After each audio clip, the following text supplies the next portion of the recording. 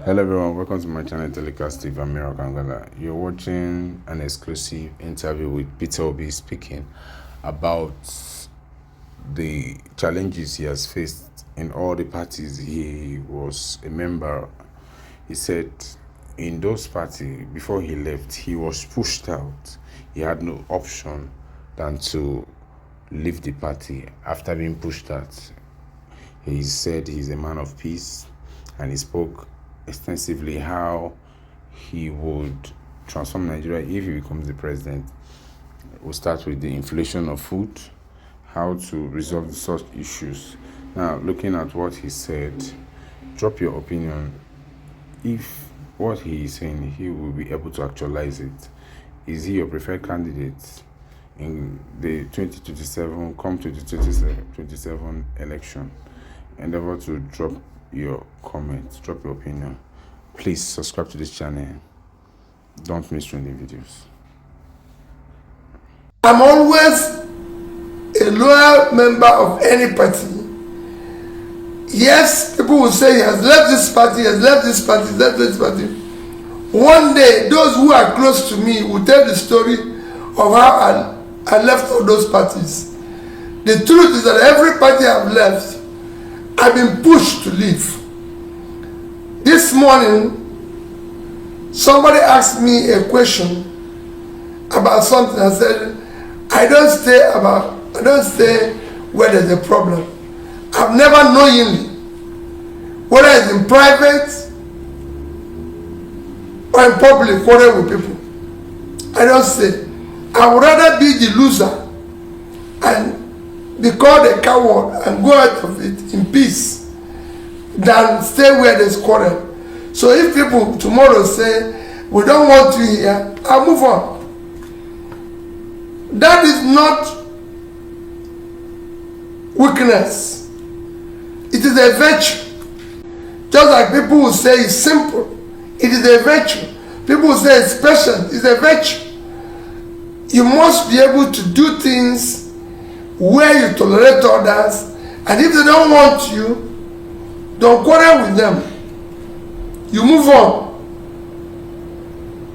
My commitment is for a better Nigeria, and I believe that we need to work together with other entities in order to be able to change the country. Of course, inflation is a tremendous problem in Nigeria. If you were president, what actions would you be taking right now to alleviate the inflation? Well, you have to look at where the inflation is coming from, or the critical areas where you have the highest inflation, or where you have the trend growing, is of food inflation. It is food inflation because your farmers and everybody, you're not producing enough. So what you need to do is to secure the north and ensure that your farmers go back to encourage additional farming, because you have vast uncultivated land. So that shouldn't be a problem for you. It is something that if given the right attention, within a few years it will be a different story.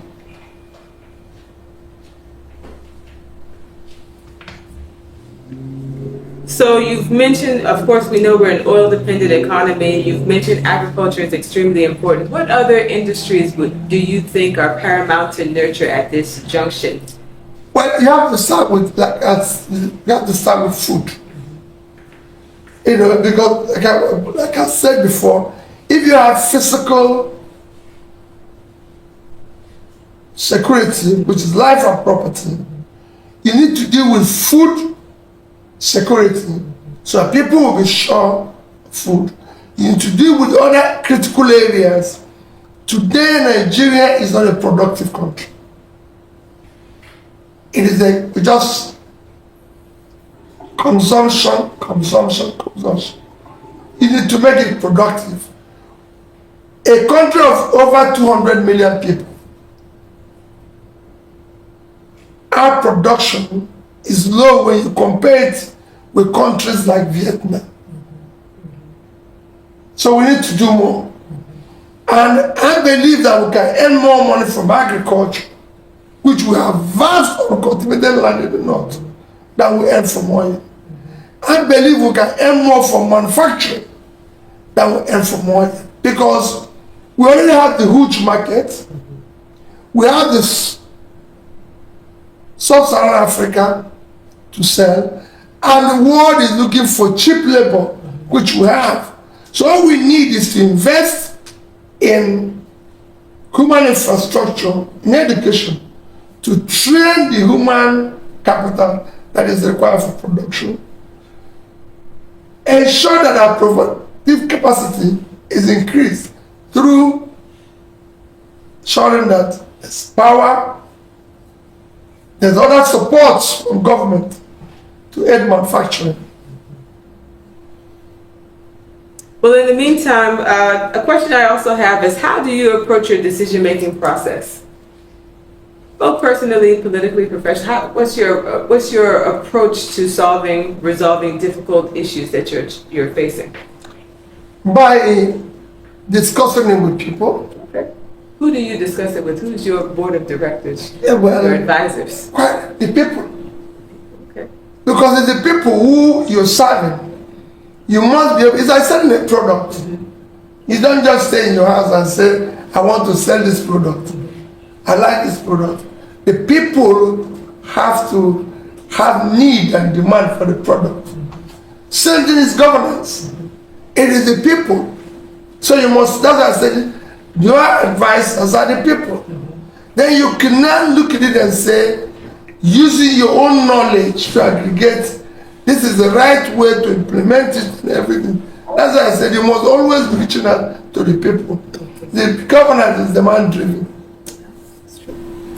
I'm always a loyal member of any party. Yes, people will say he has left this party, he has left this party, he has left this party. One day, those who are close to me will tell the story of how I left all those parties. The truth is that every party I've left, I've been pushed to leave. This morning, somebody asked me a question about something. I said, I don't stay where there's a problem. I've never knowingly, whether it's in private or in public, quarrel with people. I don't stay. I would rather be the loser and be called a coward and go out of it in peace than stay where there's quarrel. So if people tomorrow say, we don't want you here, I'll move on. That is not weakness. It is a virtue. Just like people will say it's simple, it is a virtue. People will say it's patient, it's a virtue. You must be able to do things where you tolerate others, and if they don't want you, don't quarrel with them. You move on.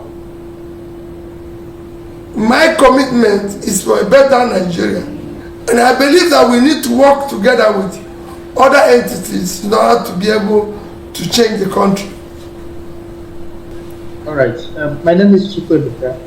I'm currently based in Nigeria. So, my first question is currently what is happening in Nigeria, as you said, a few days ago now and yesterday, some journalists have been arrested, and also without any information of what they've done and all the rest of them. Like last night or 2 days ago, we heard about the founder of Telegram arrested in France, and the reasons why he was arrested was put out here for people to know. But in Nigeria, journalists are being arrested without any information of what they've done and all the rest of them, and then keeping them incommunicable. So my question is, what are you doing, like, to telling the leaders of the use of telling people, even though there is need to arrest someone, to open up and tell the public the reason why the person is arrested. Then secondly, my question is about collaboration in terms of making Nigeria great again, or keeping building the new Nigeria we are talking about. How are you collaborating or meeting people all over Nigeria to join hands with you and then achieve this vision? So these are my two questions. Thank you. Well, starting from your first question about journalists and people being arrested without this thing, I've said that for me, if I was involved, it was under my watch, nobody would be arrested unlawfully. And nobody will be harassed unlawfully. Everything we're going to do, one of the things I want to enthrone is that intangible assets of law and order and living with the rule within the law, making sure that the right things are done always, because it's critical for people to live in a society.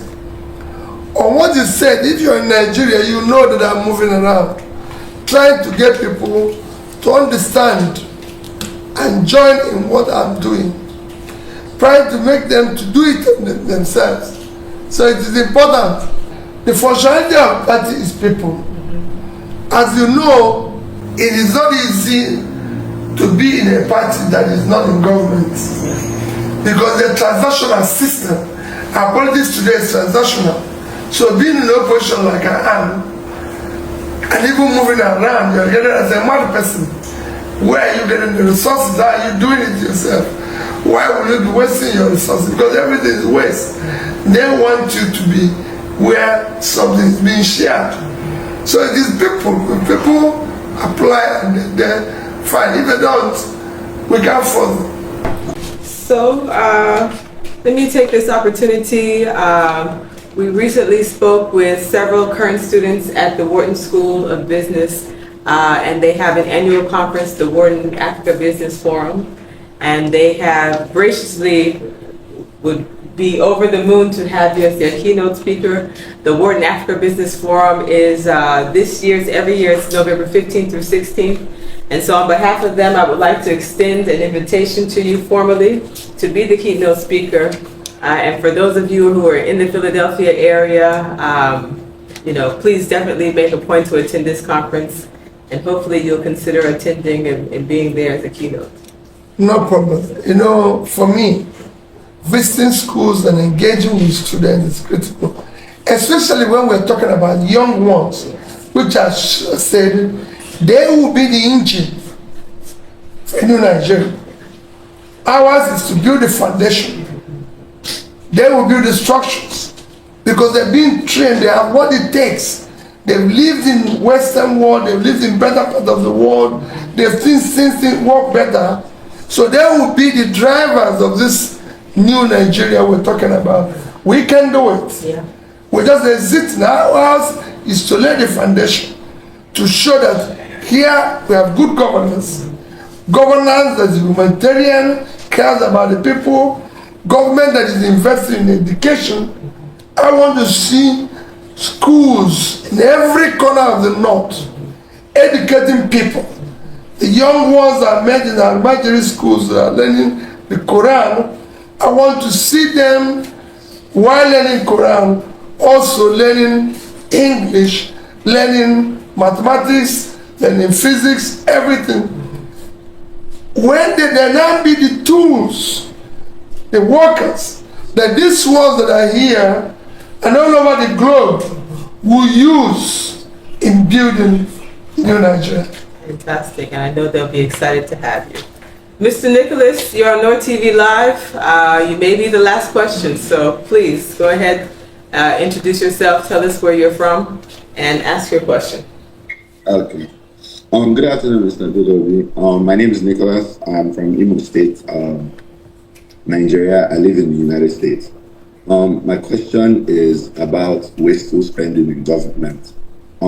As someone who was a governor of a state, I look at Nigeria and I wonder how we've been able to purchase the government of the day has been able to purchase some wasteful resources that we do not need, and it's almost as if we as a people are powerless. So as someone who was governor in his time, how can the people stop this government from continuously wasting our resources? I don't know if that's like it's going to be a means of an advice to us or a pathway for us to be able to stop this wasteful spending. We cannot continue to demand vocally. Are there directions that we can use to stop wasteful spending in Nigeria amongst our government as of today?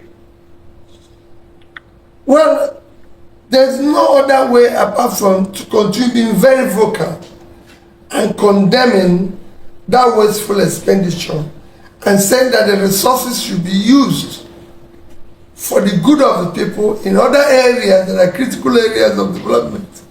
Like I've always advocated, we can't continue what we're doing now at both at national and sub-national level with the expenditure. We need to do something drastic to cut the expenditure and waste and use the money very meaningful.